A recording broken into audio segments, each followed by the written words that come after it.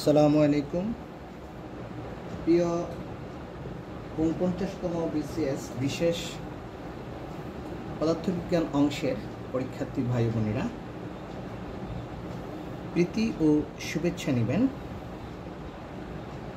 আজ আমরা অতি গুরুত্বপূর্ণ একটি টপিকস ক্লাসিক্যাল মেকানিক্স, এই ক্লাসিক্যাল মেকানিক্সের কিছু ইম্পর্ট্যান্ট এমসিকিউ নিয়ে হাজির হয়েছি।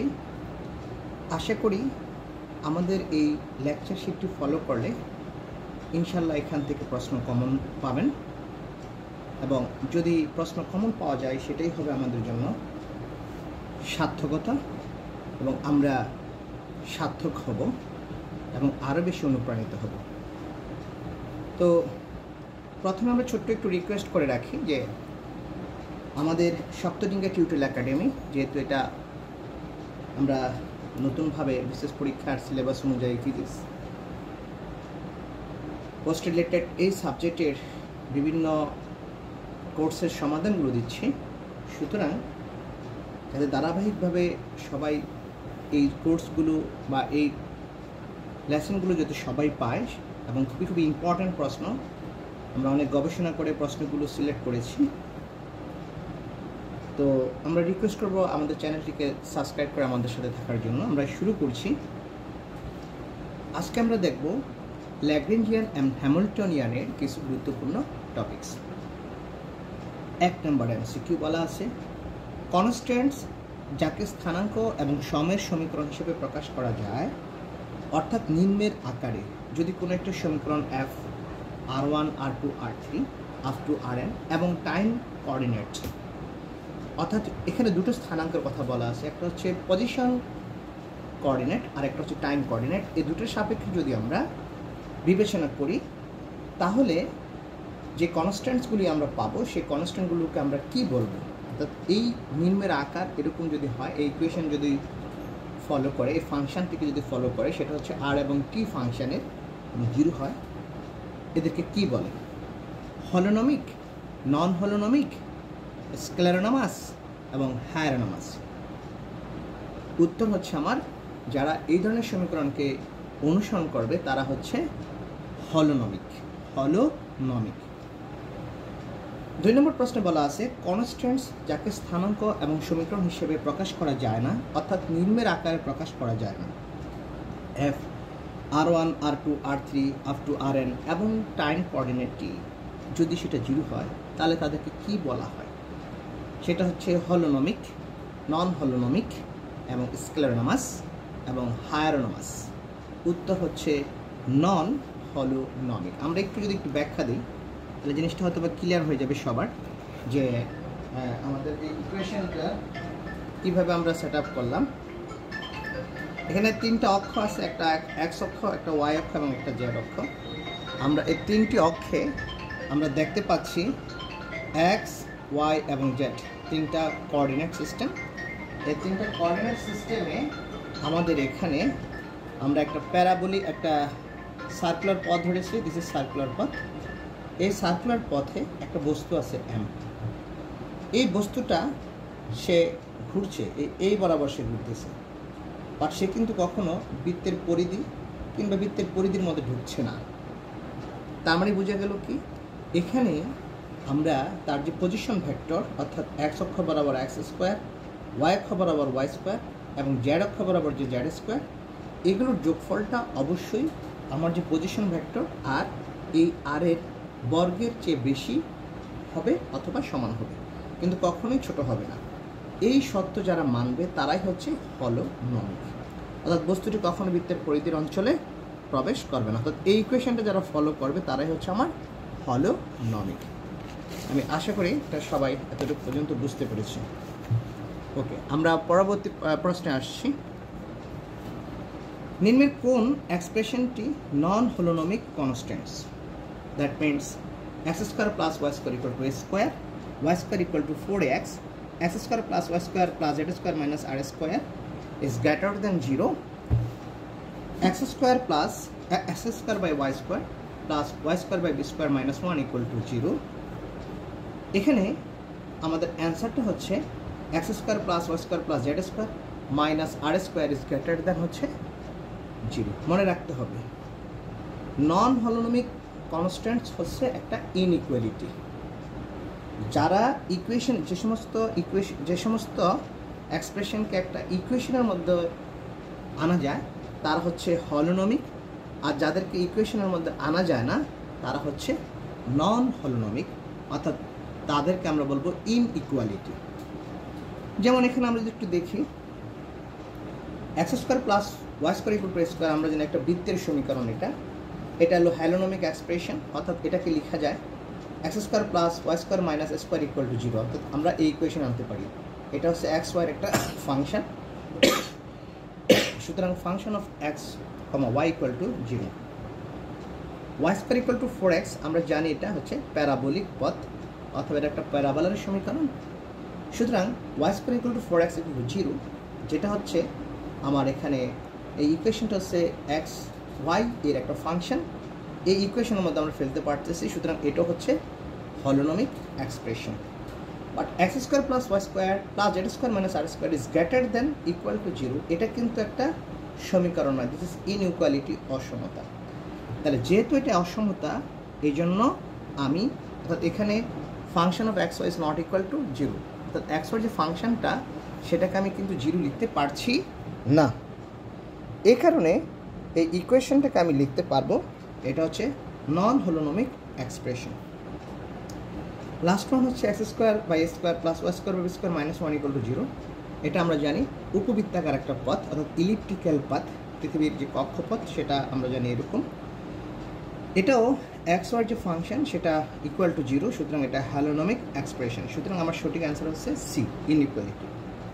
ওকে, 4 নম্বর বলছে স্ক্লেরেনামাস কনস্ট্যান্টস। এটা কি? এটা হচ্ছে এক্সপ্লিসিট সময় নির্ভরতা, নো এক্সপ্লিসিট সময় নির্ভরতা, উভয় এক্সপ্লিসিট সময় নির্ভরতা ও নো এক্সপ্লিসিট সময় নির্ভরতা, অর্থাৎ টাইম ডিপেন্ডেন্স। এক্সপ্লিসিট সময় নির্ভরতাও নয়, আবার নো এক্সপ্লিসিট সময় নির্ভরতা নয়। অ্যান্সার হচ্ছে আমার বি, নো এক্সপ্লিসিট সময় নির্ভরতা। ওকে, তারপরে আমরা আসতেছি হচ্ছে পরের এমসিকিউ। যে কনস্ট্যান্টসের সমীকরণে সময় এক্সপ্লিসিট চলক হিসেবে থাকে তাকে কি বলে? অর্থাৎ যখন কোনো কনস্ট্যান্টসটা আমার সময় এক্সপ্লিসিট হিসেবে থাকবে তাকে আমরা কি বলবো? Holonomic expression, I mean holonomic constants, non holonomic constants, scleronomous and rheonomous, অর্থাৎ হচ্ছে র্যামোনোমাস কনস্ট্যান্টস। অর্থাৎ সেক্ষেত্রে আমাদের এটাও হচ্ছে পজিশন ভেক্টর এবং টাইম অপেক্ষক ফাংশন ইকুয়াল টু জিরো হবে।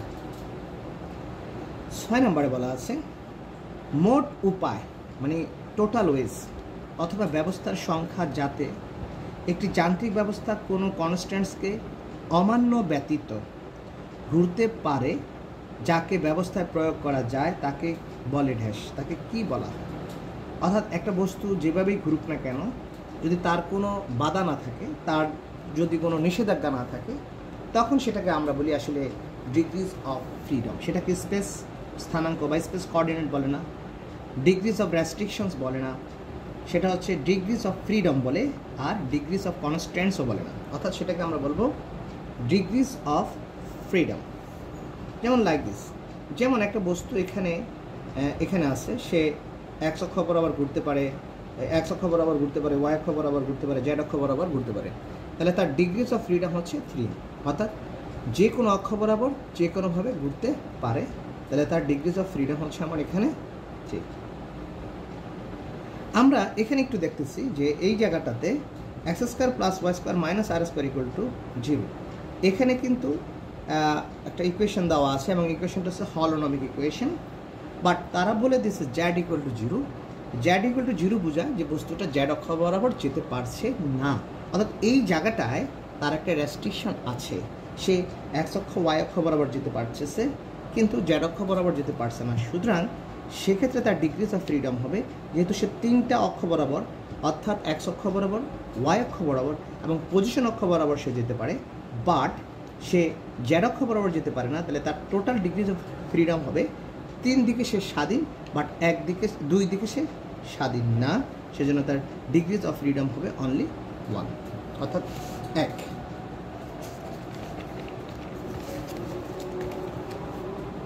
ওকে, পরের প্রশ্নটা আসি আমরা। আমাদের পরের প্রশ্ন বলা আছে, is it visible or not? Yes. যে কোনো সময় বস্তুর গতিবেগকে ব্যাখ্যার জন্য যতগুলো স্থানাঙ্কের প্রয়োজন হয় তাকে বলে ড্যাশ। অর্থাৎ যে কোনো সময় অ্যাট এনি কনস্ট্যান্ট বা অ্যাট এনি টাইম বস্তুর গতিবেগকে ব্যাখ্যা করার জন্য যতগুলো স্থানাঙ্কের প্রয়োজন হয় তাকে বলে phase coordinate, space coordinates, generalised coordinates and polar coordinates. আমরা জানি সেটাকে বলা হয় জেনারেলাইজড কোঅর্ডিনেটস। এটা খুব মজার একটা ব্যাপার, অর্থাৎ যেই স্থানাঙ্ক ব্যবস্থা শুধুমাত্র একটা চলকের পরিবর্তনের কারণে সমস্ত চলকগুলো পরিবর্তন হয়, সেটাই কিন্তু অ্যাকচুয়ালি হচ্ছে আমার জেনারেলাইজড কোঅর্ডিনেটস। যেমন হচ্ছে এখানে একটা সরল দোলককে আমরা দেখিয়েছি, তার মেইন পজিশন বা সাম্যাবস্থা ছিল এখানে। আমরা এখান থেকে তাকে আমরা ধরে নিই যেটা এই বিন্দু, এটা বি বিন্দু। আমরা এটা কী করলাম, এ বিন্দু থেকে বি বিন্দুতে থিটা কোণে ঘুরিয়ে নিয়েছি। তাহলে আমার সেক্ষেত্রে এই এক্সের যে ভ্যালুটা এক্স অক্ষ বরাবর হবে এল কস থিটা, আর ওয়াইয়ের যে ভ্যালুটা সেটা হবে এল সাইন থিটা।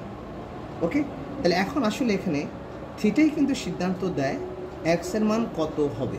থিটার, কারণ এল কনস্ট্যান্ট, তাহলে থিটার মানটাই কিন্তু এক্সের মানের উপর ডিপেন্ডেন্ট। এই জন্য এই থিটাকে এখানে বলা হয় জেনারেলাইজড কোঅর্ডিনেট। ওকে,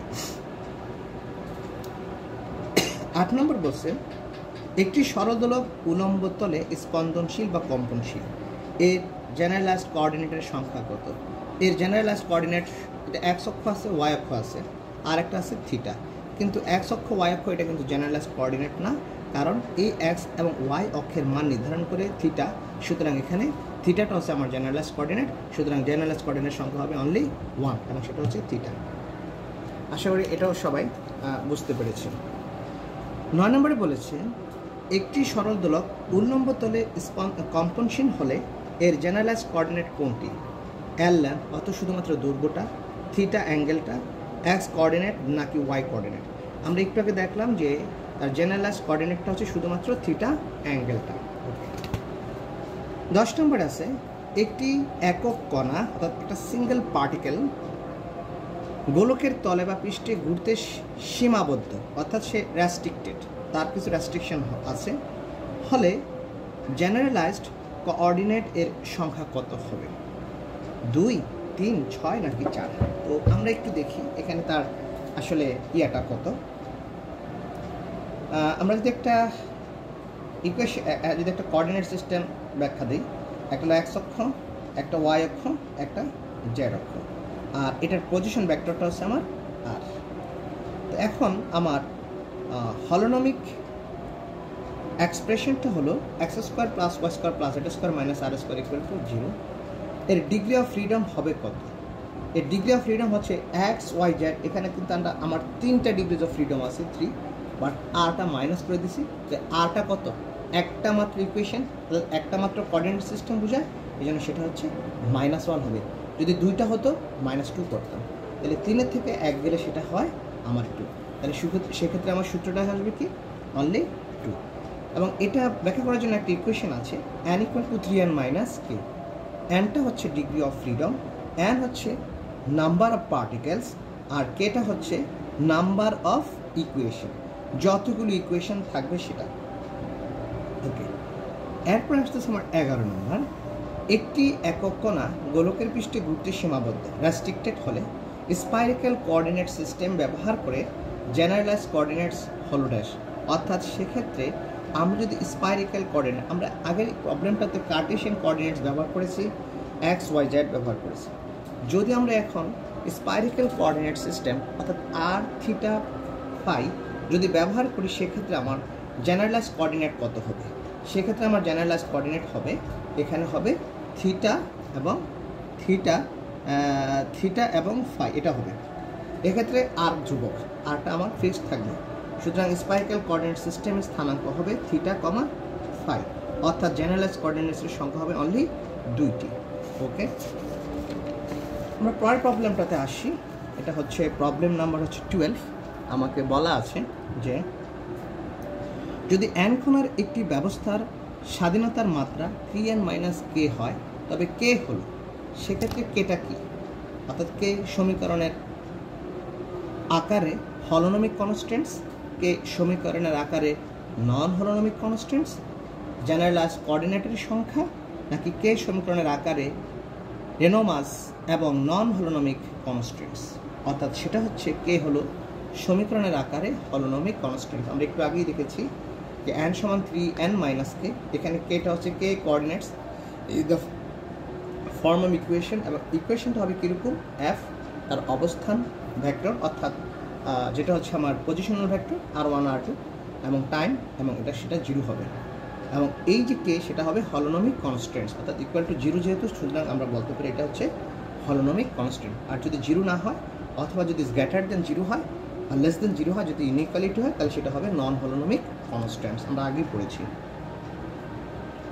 13 নম্বরে বলছে যদি n কোণার একটি ব্যবস্থার স্বাধীনতার মাত্রা 3n মাইনাস কে হয় ও ডিগ্রিজ অফ ফ্রিডম, তবে জেনারেলাইজড কোঅর্ডিনেটস এর সংখ্যা কত?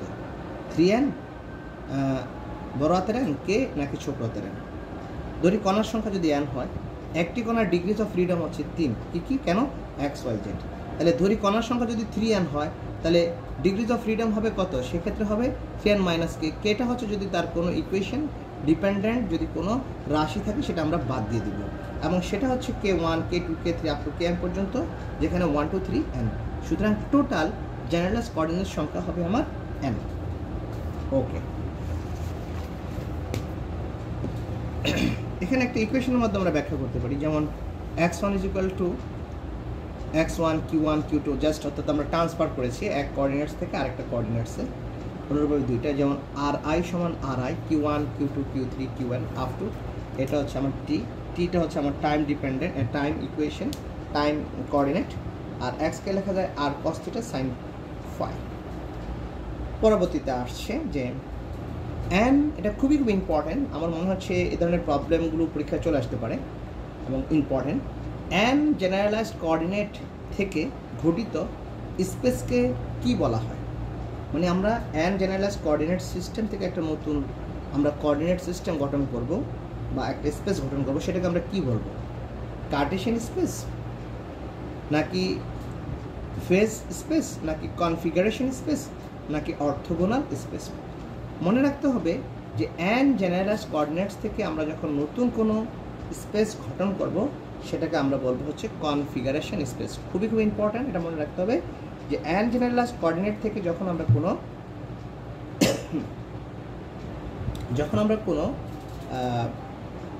কোঅর্ডিনেট সিস্টেম বা স্পেস গঠন করবো, সেটা হবে কনফিগারেশন হবে। যেমন আমরা যদি একটু দেখাই, এখানে x অক্ষ, y অক্ষ, z অক্ষ আমরা n পার্টিকেলস বিবেচনা করেছি, তারা প্রত্যেকেই মূলবিন্দু থেকে r1 r2 r3 r4 বিভিন্ন দূরত্বে আছে, এবং তাদের প্রত্যেকের ডিগ্রিজ অফ ফ্রিডম হচ্ছে 3n মাইনাস কে, কে হচ্ছে তাদের অবস্থান ইকুয়েশন। এখন এটাকে যদি আমরা ট্রান্সফার করে কি করি, আমরা যদি কনফিগারেশন স্পেসে নিয়ে যাই, অর্থাৎ q1 q2 q3 q4 q5 q6, এই ধরনের যত কতগুলো আমরা ডিসপ্লেসমেন্ট পজিশন ভেক্টরে নিয়ে যাই, তখন সেই স্পেসটাকে বলা হবে কনফিগারেশন স্পেস। এটা হচ্ছে একটা কনফিগারেশন স্পেস। আমরা 15 নম্বরে আসছি, খুবই ইম্পর্টেন্ট। বলা আছে ত্রিমাত্রিক স্থানাঙ্কে n সংখ্যক কণার একটি ব্যবস্থায় যার স্বাধীনতার মাত্রা n সমান 3n মাইনাস কে, তাহলে তা কোনটিতে পরিণত হবে? অর্থাৎ ত্রিমাত্রিক স্থানাঙ্ক n সংখ্যক কণার একটি ব্যবস্থা যার স্বাধীনতা মাত্রা এত, এটি কোনটিতে পরিণত হয়, মানে এটা রিডিউস হয়, মানে এটা ছোট হয়ে কোনটায় পরিণত হয় আর কি? n কণার ব্যবস্থা, কে কণার ব্যবস্থা, ক্যাপিটাল n কণার ব্যবস্থা, নাকি বিন্দু কণার ব্যবস্থা?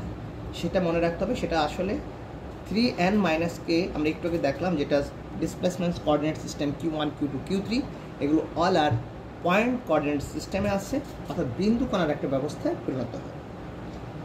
16, যদি একটি ব্যবস্থার ত্রিমাত্রিক কার্টেসীয় স্থানাঙ্ক n equal to 3n minus K ডিগ্রিতে n সংখ্যক কণা থাকে, তবে জেনারেলাইজড কোঅর্ডিনেটসের সংখ্যা কত? সর্বদাই অবস্থান স্থানাঙ্কের মাত্রা হবে, সর্বদাই অবস্থান স্থানাঙ্কের মাত্রা নাও হতে পারে, সর্বদাই মাত্রাবিহীন হবে, সর্বদাই প্রকৃত ত্রিমাত্রিক স্থানাঙ্কের মাত্রা হবে। আমরা যদি একটু দেখি, এখানে হচ্ছে এক্স অক্ষ, ওয়াই অক্ষ, জেড অক্ষ অ্যান্ড পার্টিকেল বিশিষ্ট একটি ব্যবস্থা সিস্টেম আমরা কনসিডার করেছি, এবং তার ডিগ্রিজ অফ ফ্রিডম হচ্ছে 3n-k। আমরা এটাকে কনভার্ট করেছি বা ট্রান্সফার করেছি কিসে, Q1, Q2, Q3, Q4, Q5, Q6 নামক একটা কনফিগারেশন স্পেসে। এখানে আমরা দেখতে পাচ্ছি যে x² + y² + z² - r² = 0 হলোনমিক expression.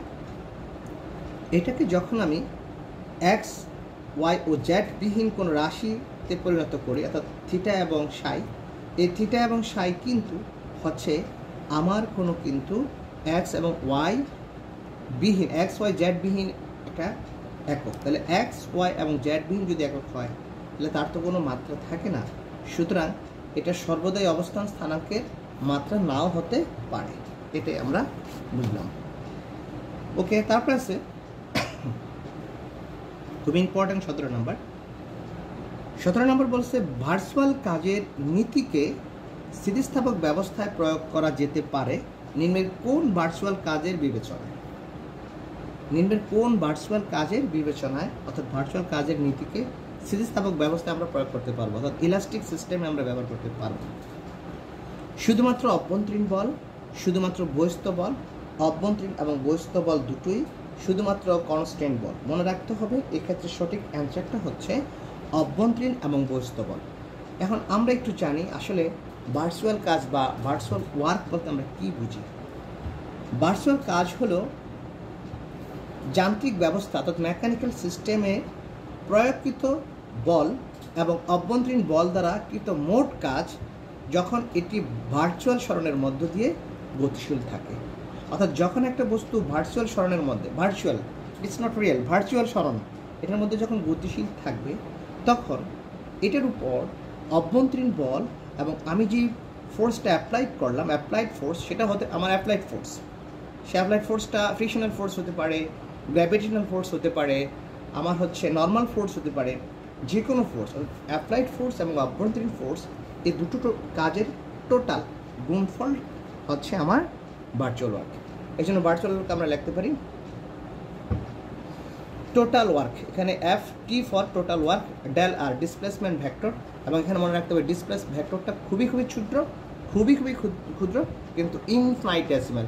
আমরা একটু আগে দেখাইছিলাম যে অসংখ্য, যে Q1, Q2, Q3 অসংখ্য অনুপাতে আমরা ভাগ করেছি, বাট এগুলো খুবই ক্ষুদ্র, এমনই ক্ষুদ্র যে এই মানটাকে অনেক সময় শূন্যর কাছাকাছি হয় বিদায় টোটাল কাজটাও শূন্য হয়ে যায়। কিন্তু এখানে যে বলটা, এটা কিন্তু অনেক বৃহৎ বল।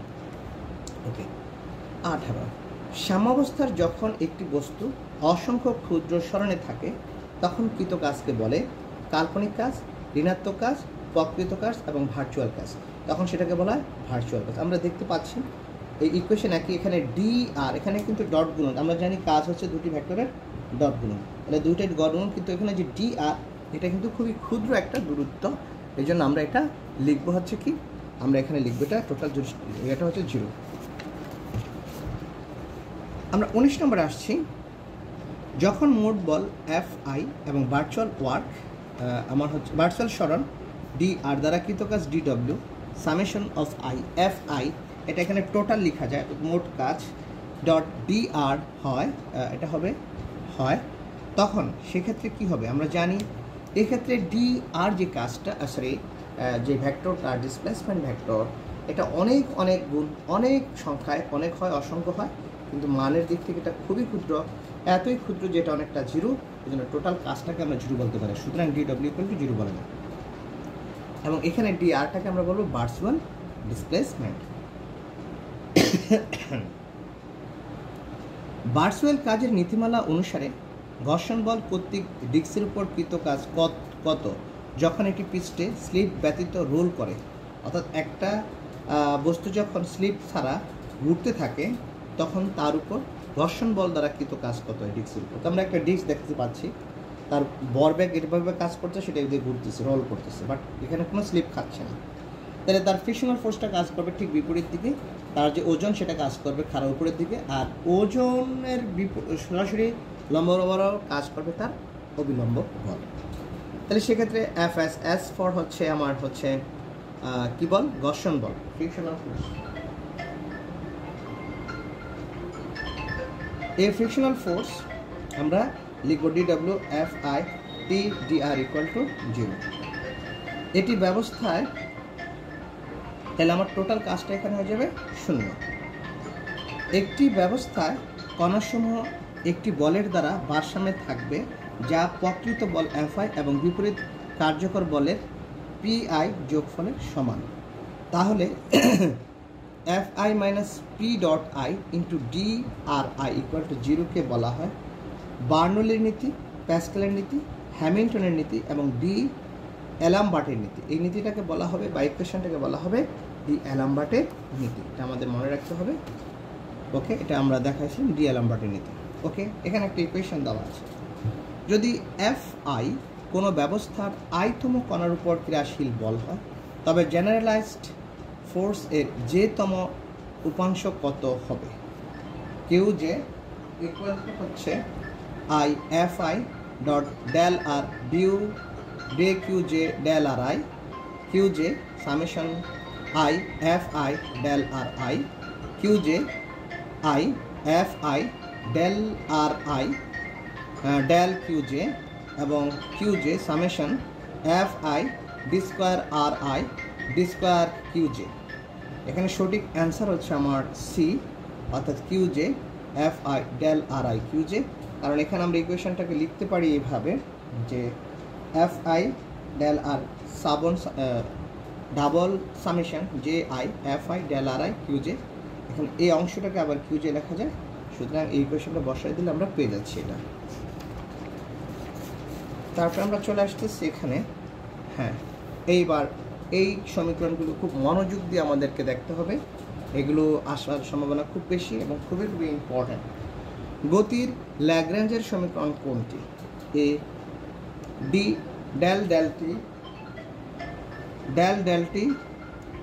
Del L by del q j minus del L by del q prime j equal to 0, del del T del L by del q j plus del L by del q dot j equal to 0, del del T del L by del q prime j plus del l del q j equal to 0, del del T del L day q dot j minus del L by del q j equal to 0। তো এখানে আমাদের এটা মনে রাখতে হবে, কারণ এটা দিয়ে অনেক ম্যাথমেটিক্যাল প্রবলেমও আমরা সলভ করব, পরীক্ষা আসতে পারে যে ল্যাগ্রেঞ্জের সমীকরণ কোনটি। ল্যাগ্রেঞ্জের সমীকরণ হচ্ছে আমরা সত্যিকার অর্থে আমরা জানি ল্যাগ্রেঞ্জিয়ান হচ্ছে আমার গতিশক্তি থেকে বিভব শক্তি বিয়োগ করলে যেটা পায় সেটা হচ্ছে ল্যাগ্রেঞ্জিয়ান, আর হ্যামিল্টনিয়ান হচ্ছে গতিশক্তি এবং বিভব শক্তি দুটোর যোগফল। তো আমার এখানে ডিটা হচ্ছে del del T del L by del q dot j, মনে রাখতে হবে নিচে কিন্তু q dot j minus del L by del q j, এটা কিন্তু ডট, এটাতে ডট নাই। ওকে, এই ইকুয়েশনগুলো যখন 0 হবে তখন সেটাকে আমরা বলবো ল্যাগ্রেঞ্জের সমীকরণ। এখানে এলটা হবে এল, ইকুয়েশনগুলো কীভাবে আসবে? প্রথমটা হচ্ছে কিউ জে, পরেরটা হবে তার ডিফারেন্সিয়াল অপারেটর। এখানে একটু যদি আমরা বলি what is Q dot J, okay, Q dot J is nothing but হচ্ছে del del T of Q J, অর্থাৎ কিউ জেকে ডিফারেন্সিয়েট করলে আমরা এটা পাই। যেমন এখানে একটা জিনিস আমাদের জানতে হবে, X dot equal to what? X dot হচ্ছে del del T into X, Y dot তাহলে কী হবে? Del del T into Y, এরকমভাবে আসতেছে আর কি। আর আরেকটা কোঅর্ডিনেট হবে, সেটা হচ্ছে আমার টি। 24 বলা আছে যদি জেনারেলাইজ কোঅর্ডিনেট সিস্টেমে টি হলো গতিশক্তি এবং বি হলো বিভব শক্তি, তবে ল্যাগ্রেঞ্জিয়ান এল হলো কি? আমরা সবাই জানি এটা হচ্ছে গতিশক্তি থেকে বিভব শক্তির বিয়োগফল, অর্থাৎ সেটা হচ্ছে v, l equal to t minus v. এটা একদম সহজই এবং খুবই ইম্পর্টেন্ট, পরীক্ষায় আসার মতো। বলা আছে মুক্ত কণার জন্য সম্ভাব্য ল্যাগ্রেঞ্জিয়ান কোনটি? L is equal to q dot square minus q square, l equal to q dot square minus q dot, l is equal to q dot square minus q, l equal to q dot square minus 1 by q, l equal to q dot square minus q dot. তো এখানে সঠিক অ্যান্সারটা হচ্ছে আমাদের q dot square minus q dot, অর্থাৎ এটা হলো যদি কোনো ইকুয়েশনে আমার এটা হয় q double dot equal to 0 যদি হয় তাহলে সেটা এই ইকুয়েশনকে স্যাটিসফাইড করবে, অর্থাৎ ল্যাগ্রেঞ্জিয়ানকে স্যাটিসফাইড করে। আমরা সেখান থেকে দেখেছি যে ইকুয়েশনগুলো প্রত্যেকটা টেস্ট করেছি, এখানে এল এর মানটা বসিয়ে দিয়েছি। আমাদের প্রথম হচ্ছে ল্যাগ্রেঞ্জিয়ান ইকুয়েশন বসিয়েছি del del T del L by del Q, যে চাইলে আমরা যে দিতে পারি del L by del Q. L এর মান এটা দিয়ে টেস্ট করবো, অর্থাৎ এল এর জায়গায় এল এর মানটা বসিয়ে দিয়েছি, তারপরে ডিফারেন্সিয়েশন করেছি। ডিফারেন্সিয়েশন করার পর দেখেছি যে আসলে তারা জিরো আসে কিনা, দেখলাম যে না জিরো আসে না, সুতরাং এটা স্যাটিসফাইড করে না। দ্বিতীয় ক্ষেত্রে q dot square minus q q dot বসিয়ে দিয়েছি এল এর মান, সেটাকে আমরা সলভ করেছি। সলভ করার পর আমরা দেখতে পেয়েছি যে হ্যাঁ সেখানে কিউ ডটের মান 0 আসছে, সুতরাং এটাই স্যাটিসফাইড করে, এটাই হলো স্যাটিসফাইড। 26 নম্বরে বলা আছে এল দৈর্ঘ্যের এবং এম ভরের ভবের একটি দোলক উলম্ব তলে স্পন্দনশীল হলে ল্যাগ্রেঞ্জিয়ান কত হবে। এখানে 4টা অপশন দেওয়া আছে, তো আমরা এখানে একটু দেখি। আমরা এখানে ইকুয়েশনটা দেখিয়েছি, এটা একটা সরল দোলক। এই সরল দোলকটা আমি যদি এটাকে এইভাবে অসিলেট করতে থাকি এবং এটাকে এ থেকে বি বিন্দুতে নিয়ে যাই, তার দৈর্ঘ্য এল, এখানে এল ঠিক আছে, তাহলে এটা হলো জিরো পটেনশিয়াল এনার্জি। এই অবস্থায় তার পটেনশিয়াল এনার্জি জিরো, এবং যখন আমি এখান থেকে তাকে এখানে নিয়ে যাই তখন কিন্তু তার মধ্যে কিছু পটেনশিয়াল এনার্জি হয়। সে এই দূরত্বটা যদি আমি এস ধরি, অর্থাৎ যখন এখান থেকে এই অবস্থায় কিন্তু তার এনার্জি হচ্ছে জিরো পটেনশিয়াল, এখানেও জিরো পটেনশিয়াল, বাট যখন আমি এখানে নিয়ে যাব সে একটা নির্দিষ্ট দূরত্ব চলে গেলে তার মধ্যে পটেনশিয়াল এনার্জি ক্রিয়েট করে। সেই potential energy v equal to mgh, অর্থাৎ আমরা জানি mgh যেটা এখান থেকে ওই বের করেছি, আমি সব ক্যালকুলেশন করে দেখিয়ে দিয়েছি। সেখানে বিটা হচ্ছে mgr into 1 minus cos theta. Okay, then আমরা গতিশক্তি আমরা জানি, আমি একটু এটাকে নিজের মতো করে সাজিয়েছি। গতিশক্তি আমরা জানি half M B square, but m এখানে বি স্কোয়ারটা হবে যতটা কোঅর্ডিনেট সিস্টেম থাকবে সবগুলোর ফার্স্ট ডেরিভেটিভের স্কোয়ার, অর্থাৎ x dot square plus y dot square. দ্বিমাত্রিক স্থানাঙ্ক ব্যবস্থা হলে প্লাস জেড ডট স্কোয়ার হতো, যেহেতু এটা আমরা দ্বিমাত্রিক করেছি তাহলে এটা হবে Y square, Y dot square. আর এক্স এখানে L cos theta Y equal to L sine theta, সেখান থেকে আমার এক্স ডট ওয়াই ডট বের করতে হবে। আমি দেখিয়ে দিচ্ছি একদম সুন্দর করে কীভাবে আসছে। এটাকে ডিফারেন্সিয়েশন করছি টি এর সাপেক্ষে, করার পর আমি এটা পেয়েছি, অর্থাৎ x dot is equal two minus L sine theta এবং থিটা থিটা ডট ওয়াইয়ের জায়গায় আমি ডিফারেন্সিয়েট করেছি, সেখানে ওয়াই ডট পেয়েছি এল কস থিটা এবং থিটা ডট। তারপরে মানগুলো বসিয়েছি, টি এর মান বসিয়ে দেওয়ার পর আমি এখানে ক্যালকুলেশন করে পেয়েছি half M L square theta dot square. Then পরবর্তীতে এল সমান টি মাইনাস বি মান বসে আমরা ইকুয়েশনটা পেয়ে গিয়েছি। ওকে, সবাই এটা দেখে নিলে, ইকুয়েশনটা সুন্দর করে দেখে নিলে সব বুঝতে পারবে। আমি ভেঙে ভেঙে করে দিয়েছি, সমস্যা হবে না। 27 নম্বর বলেছে স্প্রিংয়ের ব্যবস্থায়, মানে স্প্রিং মাস সিস্টেমে স্পন্দনের জন্য ল্যাগ্রেঞ্জিয়ান কী হবে। 4টি ইকুয়েশন দেওয়া আছে, তো আমরা 4টি ইকুয়েশন না দেখে আমরা সলভ করি এটা। তো এখানে একটা স্প্রিং আছে, তার স্প্রিং ধ্রুবককে, এটার উপর এটার ভর এম, এটাকে আমি অ্যাপ বলে যখন টানি এক্স পরিমাণ প্রসারিত হয়, সেক্ষেত্রে আমরা জানি স্প্রিংয়ের গতিশক্তি হচ্ছে half M B square, B হচ্ছে first derivative X dot square, আর গতিশক্তি হলো হাফ স্প্রিং ধ্রুবক ইন্টু তো আর কতটুকু প্রসারিত হলো সেটা হাফ এক্স স্কোয়ার। তাহলে এখানে এল হবে টি মাইনাস বি, মান বসায় দিলে আমরা পেয়ে যাই। ওকে, অ্যাটুডস মেশিনের জন্য ল্যাগ্রেঞ্জিয়ান সমীকরণ কী হবে। এখানে 4টা সমীকরণ আছে, আমরা দেখব কোনটা হয় একটু দেখি। এটা হচ্ছে একটা পুলি, এখানে একটা ভর m1 আছে, এটা আছে m2 আছে।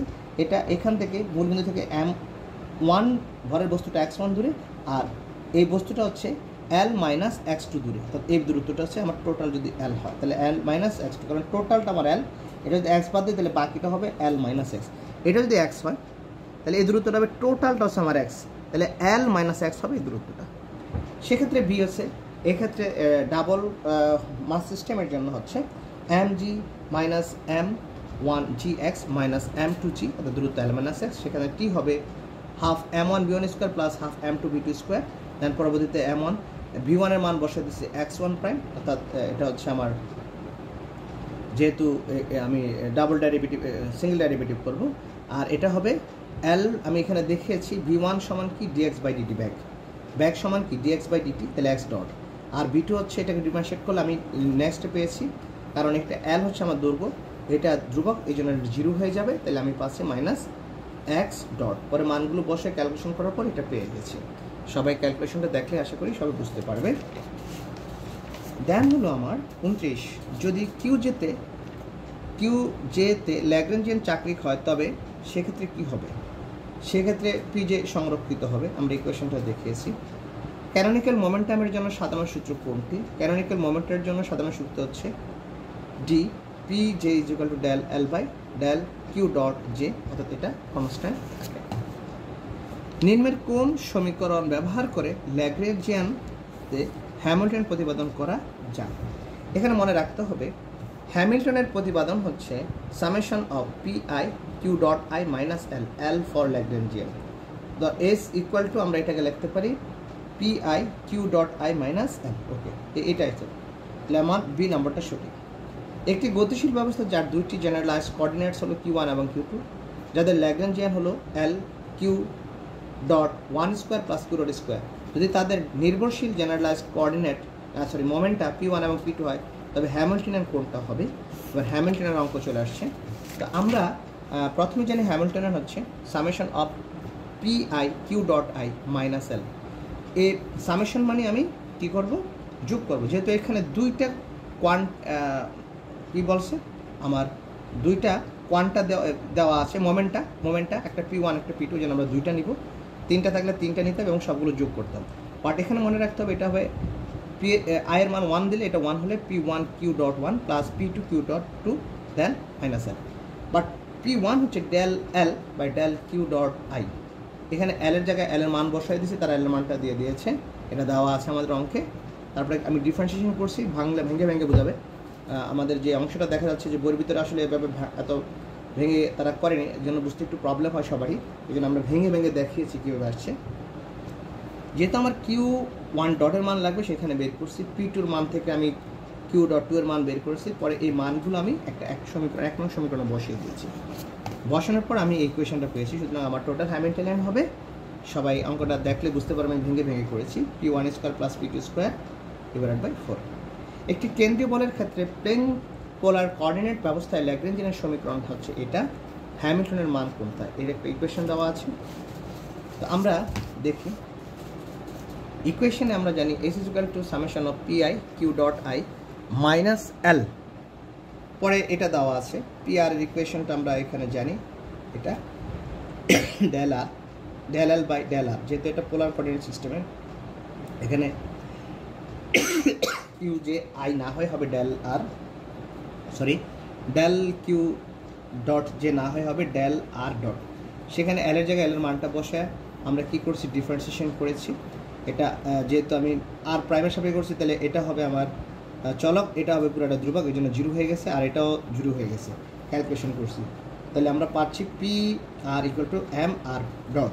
অনুরূপভাবে পি থিটা বের করেছি, পি থিটা হলে এটা থিটা ডটের সাপেক্ষে করবো, একই রকমভাবে এটা ধ্রুবক 0 হয়ে গেছে, এটা সাপেক্ষে করলে এটা পাচ্ছি, আর এটা ধ্রুবক 0 হয়ে গেছে, দেন ক্যালকুলেশন করে এটা পাচ্ছি। দেন ফাইনালি আমরা জানি S is equal to p r r dot p theta dot, যেমন দুইটা কোঅর্ডিনেট সিস্টেমে, একটা হচ্ছে মোমেন্টটা আর একটা হচ্ছে পজিশন ভেক্টর, দেন এল এর জায়গায় মান বসে, এলটা হচ্ছে আমার এখানে বি, বসানোর পর ক্যালকুলেশন করে আমরা এটা পেয়ে গেছি।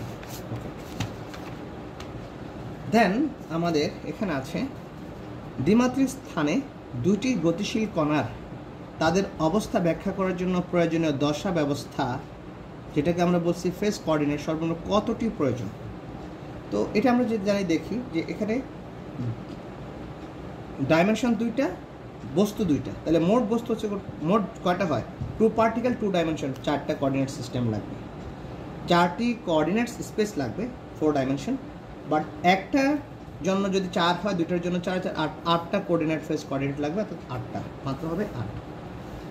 যদি ত্রিমাত্রিক স্থানাঙ্কে একটি গতিশীল ব্যবস্থায় ল্যাগ্রেঞ্জিয়ানের সমীকরণ এত হয়, তবে এর হ্যামিল্টনিয়ান কত? এখানে 4টি ইকুয়েশন দেওয়া আছে, আমরা পর্যায়ক্রমে এটা একটু সলভ করে নিয়েছি, খুব সুন্দর করে সলভ করে দেওয়া আছে, সবাই দেখলেই বুঝতে পারবে আমি একদম ভেঙে কীভাবে আসছে দেখা যাচ্ছি। S is equal to summation of P I Q dot I minus L, পরে এখানে পি আই যেহেতু দুইটা কোঅর্ডিনেট সিস্টেম, একটা এক্স এবং ওয়াই, আমরা এক্স এবং ওয়াই ভেঙেছি, এটা হচ্ছে কার্টেশিয়ান কোঅর্ডিনেট সিস্টেমে আছে। দেন এখান থেকে এল এর মান যেটা আছে, এল এর মানটা বসিয়েছি, বাট এই পি এক্স বের করার সূত্র del L by del x dot, সেখানে এলকে ডিফারেন্সিয়েশন করে আমরা পেয়েছি, কাটাকাটি করে পি ওয়াইকে ডিফারেন্সিয়েট করে আমরা এটা পেয়েছি, দেন পি এক্সের মান এটা পেয়েছি, সেখান থেকে আবার এখানে এক্স ডটের মান পেয়েছি, এক্স ডটের মানটা বের করে নিয়েছি, পি এক্স এত, তাহলে এখানে ওয়াই ডটের মান বের করে নিয়েছি। আবার এখানে এক্স ডটের মানটাকে আবার লেখা যায়, ইচ্ছা করলে এটা এরকম লিখতে পারতাম, অর্থাৎ P X by M minus X ডটের মান হচ্ছে পি ওয়াই বাই এম, এটা বসাই দিলাম। পরে সমস্ত ইকুয়েশনগুলো এখানে যদি আমরা বসিয়ে দিই, বসায় ক্যালকুলেশন করার পর আমরা দেখতেছি কাটাকাটি করে হ্যামিল্টনিয়ান থাকে 1/m px py minus 1/2m py square. সুতরাং এটাই হচ্ছে আমার ফাইনাল অ্যান্সার। আমরা এইভাবে পর্যায়ক্রমে আমরা ধারাবাহিকভাবে পরীক্ষার আগ পর্যন্ত আমরা ক্লাস দিয়ে থাকব। আশা করি আমাদের এই ক্লাসগুলো ঠিকমতো ফলো করলে ইনশাল্লাহ 100টা এমসিকিউর মধ্যে অধিকাংশ এমসিকিউ ইনশাল্লাহ কমন পড়বে আশা করি, এবং এই আশাবাদ ব্যক্ত রেখে আজকের মতো ক্লাস শেষ করছি।